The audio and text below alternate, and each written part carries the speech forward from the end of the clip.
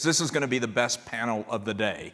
And the reason it's going to be the best panel is because we've got two rock star CEOs here, both business software companies. Jennifer took over a struggling startup and turned it into a unicorn, magic. Went public in April at what, 1.8 billion? Something like that. Doubled since then. I think she deserves a round of applause. It's a pretty impressive accomplishment. Thank you. And Sasan heads one of Fortune's favorite companies, a company we've had an eye on for a long time. 11 years on the best companies to work for list, which was really impressive. And then recently showed up on a newer list that Fortune does called the Future 50.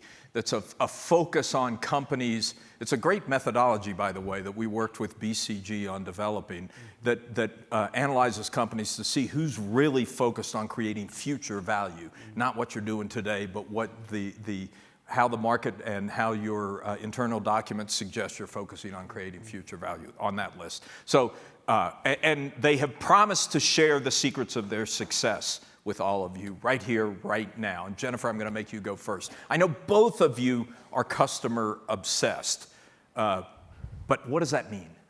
So it means that every waking hour of the day you're spending thinking about how your customers are trying to get their jobs done and what their ultimate goals are and what are the obstacles and barriers that they find in their way of success.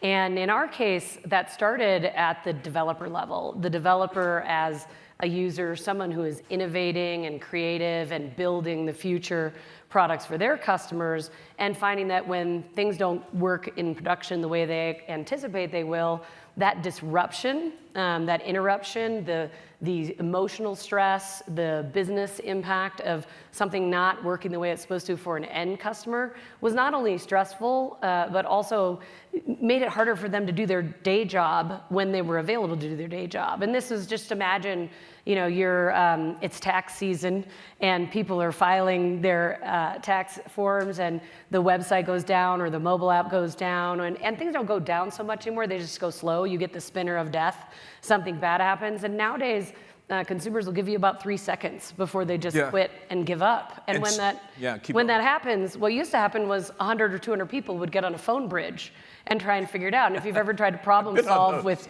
200, exactly, you've been on those. Ever tried to problem solve with 200 of your closest friends, it's really hard.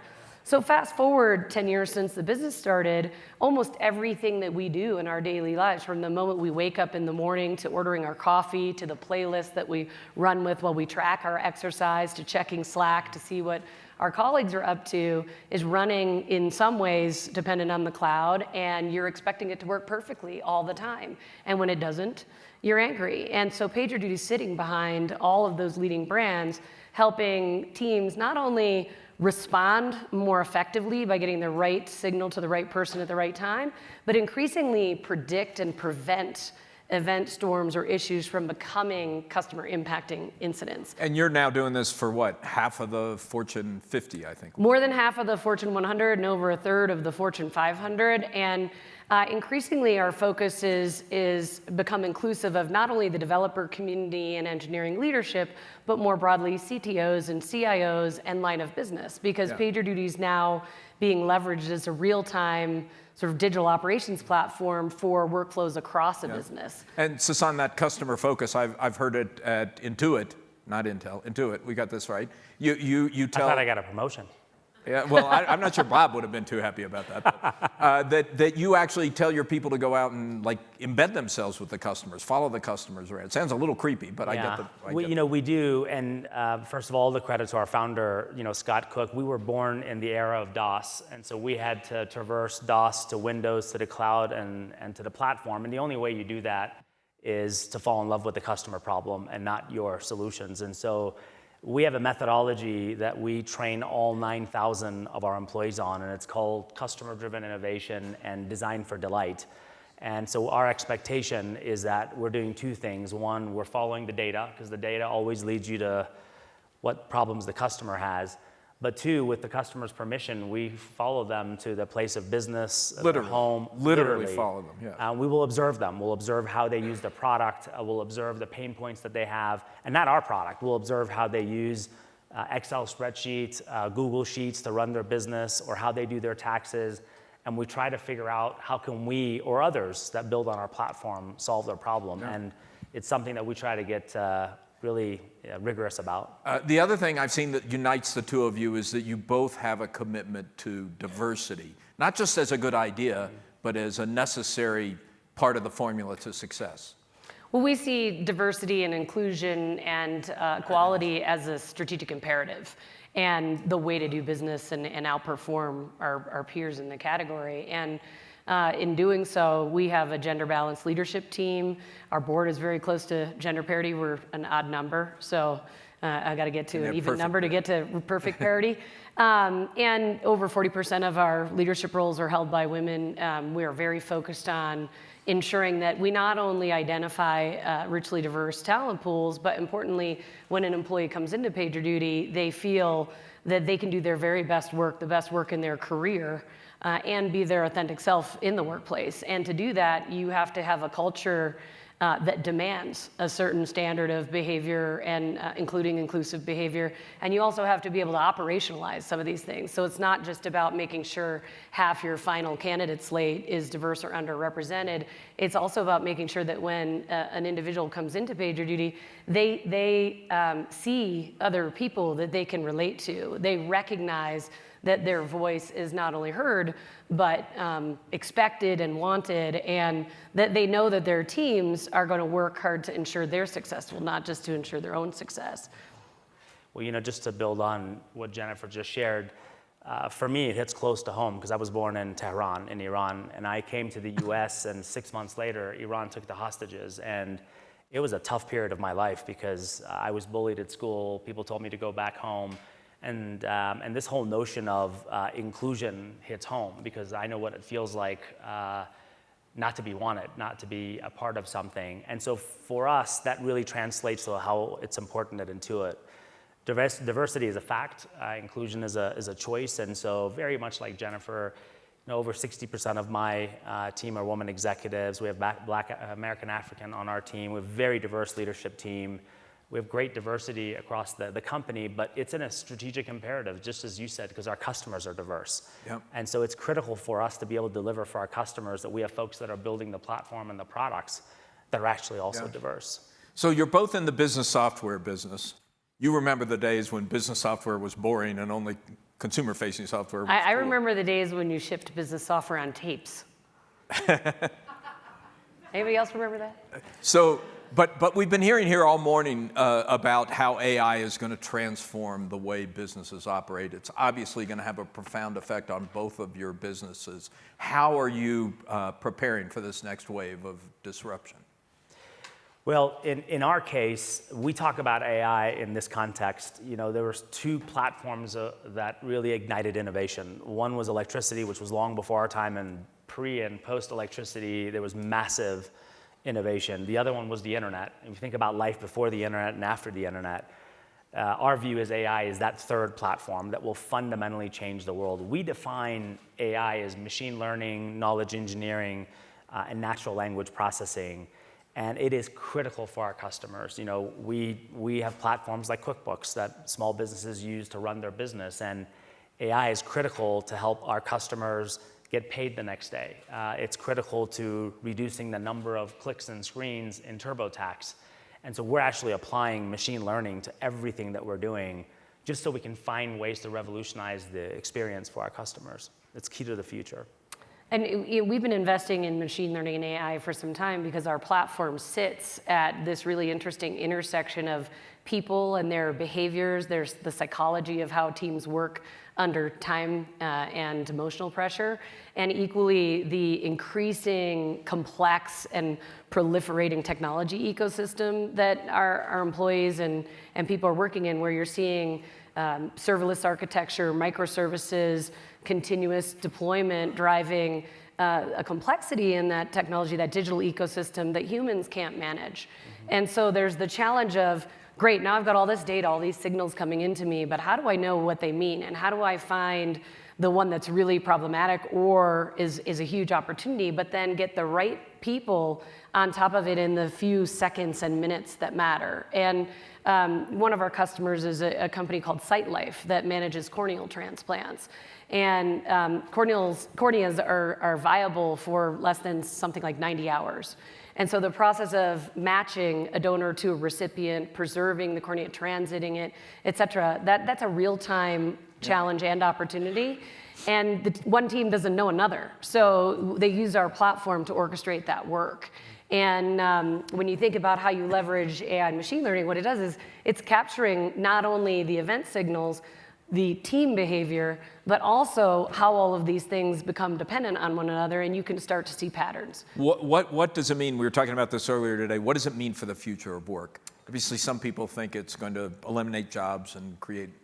I think it depends on your philosophy. In our case, we look at how we can leverage automation and leverage AI to improve the amount of mission-driven work that a person does versus repetitive, mundane work, and likewise, how to increase the productivity and the outcomes of the work that teams You say that, and I think somebody else was saying it on the stage earlier today, but at Fortune, we did a survey of Fortune 500 CEOs in March, and one of the questions we asked was, to the extent you're using AI, what are you using it for? Mm-hmm. Are you using it to reduce business process cost?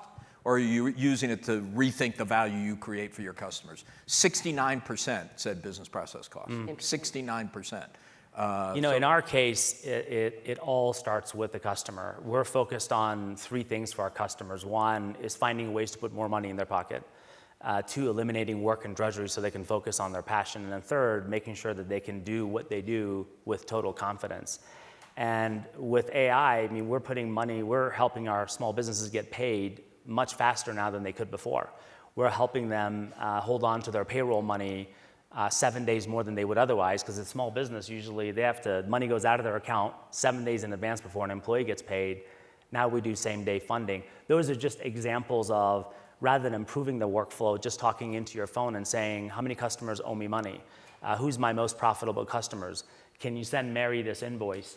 And so we are entirely focused on applying AI, specifically in this case, machine learning and knowledge engineering. Create value for customers. To create value for our customers, because we've got incredible companies like Jennifer's, PagerDuty, Slack, and others that are actually creating incredible platforms that we're using internally to drive significant productivity. So we're focused on what's core to us, which is our customers, and leveraging incredible platforms like Slack, Atlassian, PagerDuty to drive productivity. So that's interesting. So we started with customer focus. It's really your customer focus that leads you to apply AI in a way that adds value rather than simply reduces costs. Totally. Right. Yeah. Totally. And increasingly, our core community started out as the developer community, and these are people who embrace technology changes. Yeah. Right? And they are looking for solutions that help them get things done smarter, better, faster all the time. They want to be empowered with the information that enables them to make big decisions, where historically technology was built in sort of a command and control model. And so they're actually pretty open to the idea of a suggestion engine that says to them, this event that you're experiencing right now, it's happened before. The last time it happened, here's the process you ran, press this radio button to run that automatically. It empowers them. It totally empowers them. Yeah. And also, much like physicians who do ER rotations, when you're a technology worker and you're on call, you learn a lot under time pressure, and you see things that you don't see in your day-to-day work. So there's also the benefit of learning that comes out of that. And our platform is learning that across our entire customer base for the benefit of individual customers and users. And they recognize the value in that as well. We had a hot conversation in this room before lunch about regulation. Do we need better data regulation, technology regulation? Where do you two stand on that? Would you like to go first? You go first. First of all, I do believe that it's critical that whatever we do inspires and triggers more innovation. And I think it's important that we unify, public and private industry unifies to tackle this versus attack each other. The example that I would use is when companies were getting hacked and their personal information was being stolen, tax fraud across the industry skyrocketed. But we sat down with IRS and industry and agreed on what are the set of standards, how do we innovate together to deliver for customers but significantly reduce tax fraud. And by the way, now it's 1/10 of what it used to be. I use that as an example of, I do think there has to be some rules of the road. But the rules of the road needs to first start with people and the customers and who we're serving. and understand what's important to them, what's the value proposition, and how do we work together to ensure that there's proper regulations, because what we don't want to do is choke innovation, but we have to do it together and unify the country around how we do it together. I want to get Jennifer's answer, but before I do, ask you quickly, there's been some press coverage recently about your agreement with the IRS, where among other things you said you were going to provide free advice to low-income people making under $60,000 a year. That's right. These stories have suggested you're not fulfilling that promise. Yeah, thank you for, by the way, asking the question. First and foremost, we view that free is here to stay, and most consumers expect consumer software to be free. And many years ago, we actually led the process of making taxes free for a huge segment of customers. In fact, there are 55 million customers that in the last 5 years did their taxes for absolutely nothing. They paid nothing, which, by the way, on our platform, which is more than all players in the entire industry combined. Now, we have critics just like others, and there are differences in opinion, but that doesn't mean differences in principle. And our principle is that we want to make sure that as many people can get free software as possible. However, there are those that believe that the government should do the taxes for you. And our view is we're pro-consumer. The consumer should be able to do taxes for themselves. So there are critics that choose to You believe it's a matter of control. It's personal control. It's personal control for the consumer. And there's critics that share the facts in certain ways. The reality, the facts speaks for themselves. Yeah. We provide the largest number of free users in the marketplace. Jennifer, quickly on regulation, then I want to open it up to questions. Yeah, I mean, we're a relatively small company compared to Intuit and most of our customer base. So you'd like to hide. So, well, we've benefited from a lightly regulated environment. Having said that, data is a very important part of our offering, and as a result, trust and consumer trust, the user trust, because it's generally users who start the engagement for a company, and then it grows over time to a more strategic relationship. But that data trust is important, and GDPR, as a point of regulation there, has been an interesting learning curve for companies like us and companies our size. A learning curve? Well, curving up or curving down? A little bit of both. So, I mean, we were kind of surprised that a lot of companies were caught off guard by GDPR because we guard privacy and also treat data and the way we use data with a level of transparency, including publishing our data policies, et cetera. But trust is also part of our brand value proposition and our product value proposition. We're expected to be up and available when the rest of the world is not having a good day. Yep. And so that level of resiliency and reliability means you're progressive from a security perspective, you're progressive in terms of how you manage data and how all of your secondary and related data handlers are organized as well. And so for us, one of the challenges has been the cost of GDPR. And so when you talk about putting innovation first, you start to look at the cost of GDPR for smaller companies and what that means and where time gets spent instead of on innovation. I think we have to be thoughtful about. Makes you wary of potentially wary of regulation. What are we regulating, and are the regulators equipped? And we heard this at Town Hall today. Yeah. Like, are they equipped to understand the technology that they're regulating? Questions? Yes, sir. And please identify yourself before. Certainly. My name is Armin Kerlopian. I serve as the Chief Science Officer of Genpact. My question is around data quality. We'd be very curious to hear strategies, importance, particularly feeding AI-enabled products. You want to start? I can jump in. Go for it. First of all, I love the question because the most important feeder into actually for us to be able to use machine learning and knowledge engineering is actually clean data. And we are not where we need to be. In fact, we have a huge effort across the company to clean the data that we have because it takes our engineers and data scientists too long to leverage the data to be able to deliver for our customers, and it's critical for AI. And we need things like AI for, we lend money to QuickBooks customers that otherwise others can't lend because we see all of their data, 360 data, their income, their expenses, creditworthiness of their customers. But in order for us to take all that data, which is 26 billion data sources, crunch it to be able to say, yes, we can loan you money, the data has to be clean. So the core for us for AI is clean data, and then everything else will actually is the easiest part.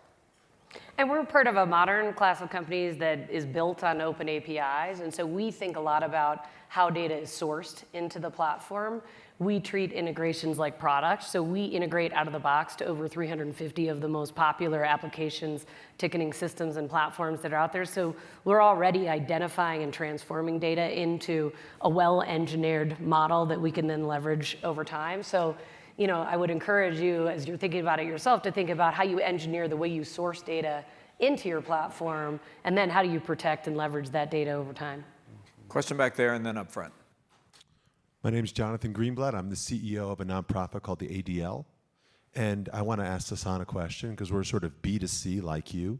And you talked about diversity and the issue of gender parity and the issue of sort of ethnic diversity. But one of the things I struggle with running something like a medium-sized public equity is age diversity.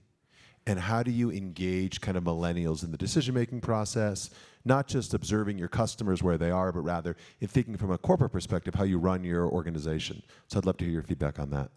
Yeah, it's a great question, and it's a tough topic. What we try to do is listen. We spend a lot of time, including myself personally, talking to our customers, talking to the digital natives that have joined the workforce, talking to those that have years of experience in terms of what's important to you. Do you understand what's important to digital natives? And what does management look like of a digital native? What's important to them? You recognize how purpose-driven they are, and how to help them with the choices they make, the work that they do, how to create a community. So my biggest advice is listen and ask questions from all parties, because when you've been in the workforce for 20 to 30 years and you got a digital native that comes in, there's just so many generational gaps that the only way to get at the solve is to listen and ask a lot of questions and learn. If I could I add to that just really quickly? I'm on the board of Estee Lauder, which is one of the fastest growing and largest luxury brand companies. And they have this very interesting reverse mentoring program with I think it's around 200 people. Each member of the senior leadership team has a reverse mentor, a millennial within the organization. And they not only work on scheduled mentorship meetings, but they also have a joint project together. And so there's this constant feedback from the millennial community coming into a large, Fortune 100 public company leadership team in a very structured way that has been really enlightening for both parties. And when I joined PagerDuty 3 years ago, I brought the average age up into the 30s. So if you want to talk about millennials later, I'm happy to spend some time on that. It's great. We have like 45 seconds left. How quick can you say your question? Super fast. Jason from Comparably. Nice to see you both. Proud Intuit alum. What do you do around retention? Your teams are focused on cost per hire. You know those stats. A lot of money goes into hiring. How do you keep that good talent in the doors and not get it poached? And you each get 5 words, Stan. You go first. Make every moment count and understand what motivates them. Yep. And then drive really hard to deliver on those things, and don't get distracted by the things that aren't as important. That's a good answer. For us, it's all about the work that they do. If they do work that matters, they stay. Great. Good. Sasan, Jennifer, thank you so much. Thank Great you. conversation. Thank you all. Hey, thanks.